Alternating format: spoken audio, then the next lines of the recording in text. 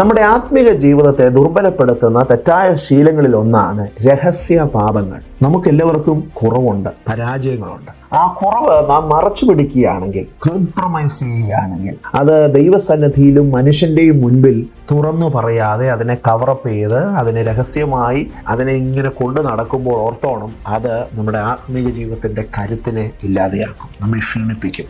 ഇനി അത് ആത്മീയ വിഷയത്തിൽ മാത്രമല്ല, നമ്മുടെ ശരീരത്തിലും നമ്മുടെ മനസ്സിലും അത് വലിയ ക്ഷീണം കൊണ്ടുവരും കേട്ടോ. ഞാൻ പല യൗവനക്കാരെയും കണ്ടുമുട്ടുമ്പോൾ അവരുടെ ഹൃദയത്തിൽ അവർ കൊണ്ടു നടക്കുന്ന ഏറ്റവും വലിയൊരു പ്രശ്നമാണ് കുറ്റബോധം, ഗിൽറ്റി ഫീലിംഗ്, ഷെയിം.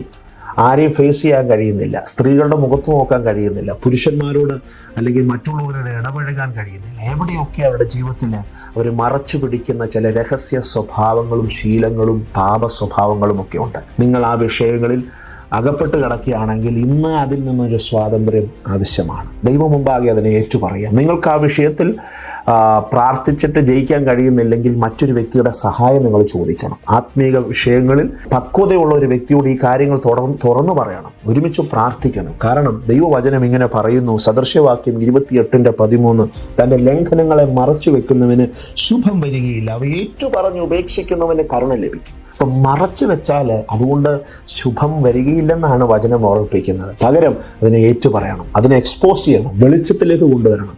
പാപസ്വഭാവങ്ങളോട് നാം കാണിക്കുന്ന സഹിഷ്ണുത നമ്മെ ആത്മീക ജീവിതത്തിൽ മരണത്തിലേക്ക് കൊണ്ടെത്തിക്കും. അതായത് നമ്മുടെ ആത്മീക ശക്തി നഷ്ടപ്പെടും.